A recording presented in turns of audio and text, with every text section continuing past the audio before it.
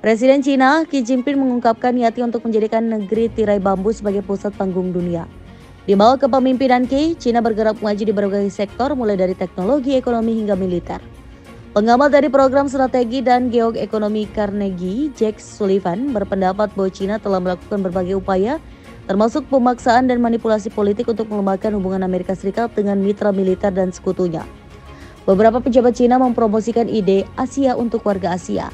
Ide itu merujuk pada paham negara Asia harus menyelesaikan urusannya tanpa bantuan dari AS.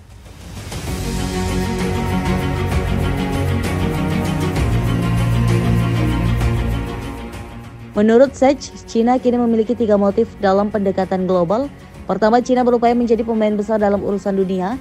Kedua, Cina melihat dirinya setara dengan Amerika Serikat dalam menentukan aturan global dan institusi. Ketiga, Cina mengembangkan kebijakan yang lebih koheren terhadap Asia. Melihat sikap Cina yang semakin ingin berkuasa atas dunia, apa yang terjadi jika Beijing berhasil mencapai itu? The Atlantic mengatakan masih belum jelas tatanan dunia di bawah pemerintahan Xi Jinping, namun ada kemungkinan nilai demokrasi bakal menurun.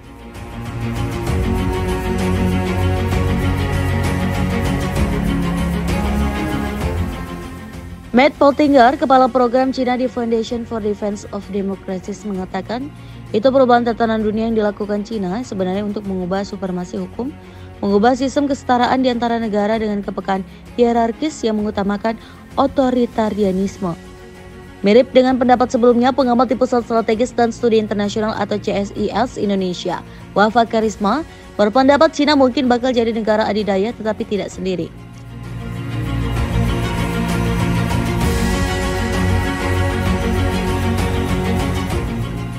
Ia kemudian mengatakan Amerika Serikat mungkin di militer, Tiongkok di perdagangan, komoditas, dan lain-lain. Tiongkok misalnya nanti menyusul AS di teknologi IT dan elektronik, AS tapi masih kuat di sektor inovasi software. Sementara itu, pengamat hubungan internasional Universitas Indonesia, Suzy Sudarman, menilai Cina masih belum dapat menjadi negara hegemoni. Salah satu alasannya karena Cina masih belum memiliki ruang gerak untuk mendisiplinkan dunia.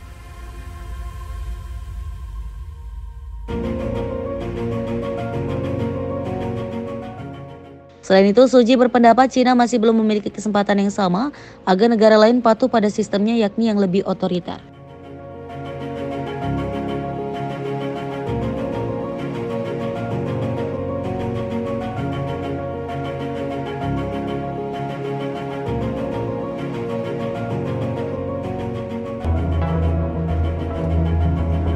Lima tahun lagi Cina diprediksi menjadi lokomotif pertumbuhan ekonomi global. Kontribusinya akan lebih besar dari kontribusi perekonomian Amerika Serikat terhadap perekonomian global. Kalkulasi itu dihitung Bloomberg berdasarkan data proyeksi ekonomi Dana Moneter Internasional atau IMF yang dirilis pekan lalu. Berdasarkan kalkulasi Bloomberg, kontribusi Cina terhadap produk domestik bruto atau PDB global akan mencapai 22,6%. Ini melampaui raksasa ekonomi dunia India yang berada di angka 12,9% dan Amerika Serikat di angka 11,3%. Ekonomi Cina berangsur pulih selepas dicabutnya kebijakan protokol kesehatan akibat COVID-19. Ini terbukti dengan laju pertumbuhan ekonomi Cina yang lebih cepat pada triwulan 1 2023 sebesar 4,5%. Angka yang dikeluarkan Biro Statistik Nasional Cina itu lebih tinggi 2,9% dibandingkan dengan angka pertumbuhan ekonomi triwulan sebelumnya. Realisasi pertumbuhan ekonomi di triwulan 1 2023 tersebut melebihi perkiraan pertumbuhan ekonomi dari sejumlah analis sebesar 4%. Para investor menilai pertumbuhan ekonomi mutakhir yang di luar dugaan itu sebagai petunjuk tentang upaya pemulihan ekonomi yang telah berjalan pada relnya. Sejumlah analis yang berbicara dengan Reuters memperkirakan pertumbuhan ekonomi Cina tahun ini bisa mencapai 5,4% atau naik 3% dibandingkan tahun lalu. Selain Cina, Indonesia bersama Jerman, Turki, dan Jepang juga akan memiliki kontribusi yang cukup signifikan terhadap perekonomian dunia 5 tahun ke depan. IMF memperkirakan kontribusi pertumbuhan ekonomi dari Brazil, Rusia, India, dan Cina bisa melampaui negara-negara anggota kelompok 7 atau G7. Walau demikian, IMF memperkirakan pertumbuhan ekonomi global akan melambat, tumbuhannya sekitar 3% dalam situasi perekonomian sekarang ini. Ini adalah prospek pertumbuhan ekonomi global terlemah selama lebih dari 30 tahun terakhir. Laporan IMF juga menyebut terkait gejolak dunia perbankan baru-baru ini yang menimpa sejumlah bank besar seperti Credit Suisse dan Silicon Valley Bank. Bank yang terakhir menjadi lembaga keuangan yang sering kali memberikan bantuan keuangan bagi perusahaan-perusahaan rintisan yang dinilai prospektif. Amerika Serikat dan China sempat memiliki hubungan yang buruk pada Agustus lalu. Bermula dari kedatangan Ketua DPR Amerika Serikat Nancy Pelosi ke Taiwan. Namun belakangan ini hubungan keduanya nampak kembali hangat. Kehangatan itu terlihat pada sela-sela KTT G20 di mana Presiden Amerika Serikat Joe Biden dan Presiden China Xi Jinping mengadakan pertemuan tatap muka untuk pertama kalinya. Tak hanya pada Agustus lalu, hubungan diplomatik keduanya seringkali tak stabil. Lantas, bagaimana hubungan Amerika Serikat dengan China selama ini? Hubungan antara China dan Amerika Serikat mulai rumit sejak 1949. China dan Amerika Serikat terhubung oleh ikatan ekonomi yang erat dan persaingan pengaruh di Asia Pasifik. Hubungan keduanya merupakan hubungan bilateral paling penting di dunia pada abad ke-21. Hubungan Amerika Serikat dengan China dimulai pada Perjanjian Wangxia tahun 1845. Upaya Washington mendorong bank-bank Amerika untuk berinvestasi di perkereta-apian China tidak berhasil pada tahun 1900-an. Selanjutnya, Presiden Franklin Roosevelt menjadikan dukungan China melawan Jepang sebagai prioritas tinggi setelah 1938. Amerika Serikat juga bersekutu dengan Republik China selama Perang Pasifik melawan Jepang pada 1941 sampai 1945. Washington mencoba berkompromi dengan pemerintah nasionalis dan Partai Komunis Cina pada 1945 sampai 1947, namun berakhir dengan kegagalan. Setelah kemenangan Partai Komunis Cina pada kepemimpinan Mao Zedong di Tiongkok Daratan, Perang Saudara Tiongkok pecah, yang menyebabkan hubungannya dengan Amerika Serikat memburuk. Amerika Serikat terus mengakui Republik Tiongkok di pengasingan Taiwan sebagai pemerintah Cina yang sah, dan memblokir keanggotaan Republik Rakyat Tiongkok di Perserikatan Bangsa-Bangsa sampai kunjungan Presiden Richard Nixon ke China pada 1972 yang menandai pembalikan posisi yang tidak terduga. Pada 1 Januari 1979, Amerika Serikat menjalin hubungan diplomatik dengan RRC dan Amerika Serikat mengakuinya sebagai satu-satunya pemerintah Cina yang sah. Namun pada saat yang sama ia melanjutkan hubungannya dengan Taiwan. China tumbuh sebagai negara yang kuat dan digadang-gadang sebagai kekuatan ekonomi baru dan mengalahkan Amerika sebagai the superpower. Pada abad ke-20, China mengalami berbagai konflik dan revolusi atas kepemimpinan sentralistik Mao Zedong. Hal ini berpengaruh terhadap stabilitas ekonomi domestiknya. Namun, di bawah pemerintahan Deng Xiaoping, reformasi ekonomi China dimulai. Arsitek reformasi perekonomian China itu berhasil membuat China menempati peringkat kedua negara dengan ekonomi terbesar di dunia. Berkat reformasi besar-besaran ini, 700 juta orang terangkat dari kemiskinan di China, serta membuka pintu perdagangan internasional yang sebelumnya tertutup di era Mao Zedong. Memasuki abad ke-21, keterbukaan China berkembang dan menjurus pada tujuan kebijakan ekonomi politik internasional China. 2005, China yang dipimpin Hu Jintao saat itu mewujudkan kebangkitan China yang damai dalam dokumen China Peaceful Development Goal.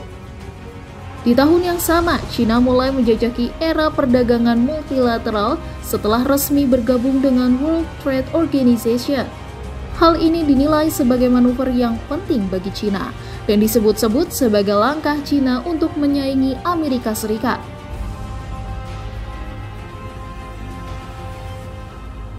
Saat ini, Amerika Serikat dan Tiongkok memiliki kepentingan politik, ekonomi, dan keamanan yang sama, seperti non-proliferasi senjata nuklir, tetapi ada kekhawatiran yang belum terselesaikan. Kedua negara masih bersengketa atas masalah teritorial di Laut Cina Selatan. Cina mengklaim kedaulatan atas hampir seluruh Laut Cina Selatan. Sementara Amerika Serikat melihatnya sebagai perairan internasional dan menegaskan hak atas kapal perang dan pesawat udaranya untuk melakukan operasi di wilayah tersebut. Pengaruh Amerika Serikat di Asia semakin menguat sejak pemerintahan Presiden Joe Biden, sementara pengaruh Cina melemah akibat pandemi COVID-19. Ekonom dan para peneliti dalam laporan Indeks Kekuatan Asia menemukan jika Cina kini mengeluarkan biaya militer 50% lebih banyak. Hal ini menjadikan Cina tetap menjadi yang terdepan dari semua negara di wilayah Asia Pasifik dalam hal kekuatan secara keseluruhan. Namun, Amerika Serikat juga membentuk aliansi dengan negara-negara lain untuk menandingi pengaruh Cina di kawasan Pasifik Selatan. Kelompok aliansi ini terdiri dari Amerika Serikat, Australia, Jepang, Selandia Baru, dan Inggris. Kelompok informal tersebut dibentuk dengan tujuan meningkatkan hubungan ekonomi dan diplomasi dengan negara-negara Kepulauan Pasifik. Kelompok itu diberi nama Partners in the Blue Pacific. Direktur peneliti Lowy Institute, Harvey Limahue, menilai pertumbuhan ekonomi Cina akan terus terjadi. Dan di saat bersamaan Cina terus mengembangkan pengaruh dalam bidang militer, Cina dinilai tidak akan dominan seperti Amerika dulu. Namun, dunia harus bersiap menghadapi abad bipolar di Indo-Pasifik yang lebih bergantung pada keinginan Amerika dan Cina. Negara-negara yang berada di jantung Indo-Pasifik memahami situasi tersebut. Dinamika persaingan Amerika Serikat-Cina menghadirkan tantangan tak mudah. Realitas ini berlangsung bersamaan dengan adu klaim wilayah Laut Cina Selatan yang bersinggungan dengan teritori anggota ASEAN sehingga menambah kompleksitas persoalan. Konflik bersenjata di Ukraina memberi contoh tentang betapa berat beban yang harus dipikul ketika perebutan pengaruh gagal dikelola secara damai dan dialogis.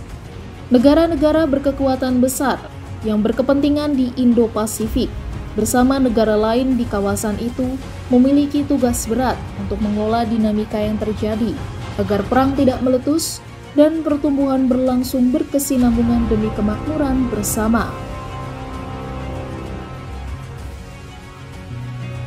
Cina dilaporkan menjadi negara terdepan dalam teknologi penting, mengalahkan negara-negara barat dalam terobosan ilmiah dan penelitian. Diketahui, ada 37 dari 44 teknologi penting yang saat ini telah dikuasai oleh Cina. Hal tersebut dilaporkan oleh Australia Strategic Policy Institute atau ASPI melalui Critical Technology Tracker. ASPI melaporkan Cina mendominasi di berbagai teknologi seperti pertahanan, ruang angkasa, robotika, energi, teknologi kuantum, dan lain sebagainya.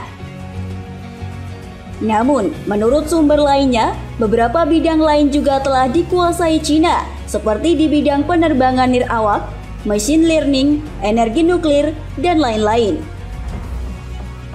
Menurut ASPI, dominasi Cina di beberapa bidang begitu mengakar, hingga 10 lembaga penelitian terkemuka dunia untuk teknologi tertentu berlokasi di Cina. Sebagai perbandingan, AS hanya menguasai 7 dari 44 teknologi penting, contohnya sistem peluncuran luar angkasa dan komputasi kuantum. Sementara itu, Inggris dan India termasuk di antara 5 negara teratas yang berupaya menguasai 29 dari 44 teknologi penting. Lalu, Korea Selatan dan Jerman masing-masing juga berupaya menguasai teknologi penting, yakni 20 dan 17 aspek dari 44 teknologi penting.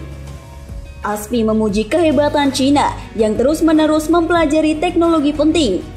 Namun, di sisi lain, kehebatan Cina tersebut juga dinilai menjadi alarm bagi negara-negara lain.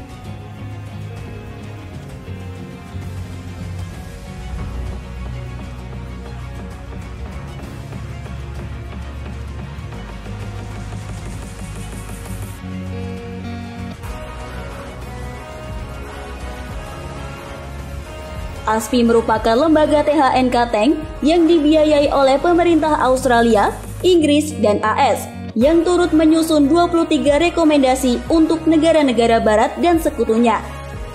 Rekomendasi tersebut termasuk dalam aspek membangun dana kekayaan negara untuk mendanai penelitian dan pengembangan, memfasilitasi visa teknologi, dan lain sebagainya.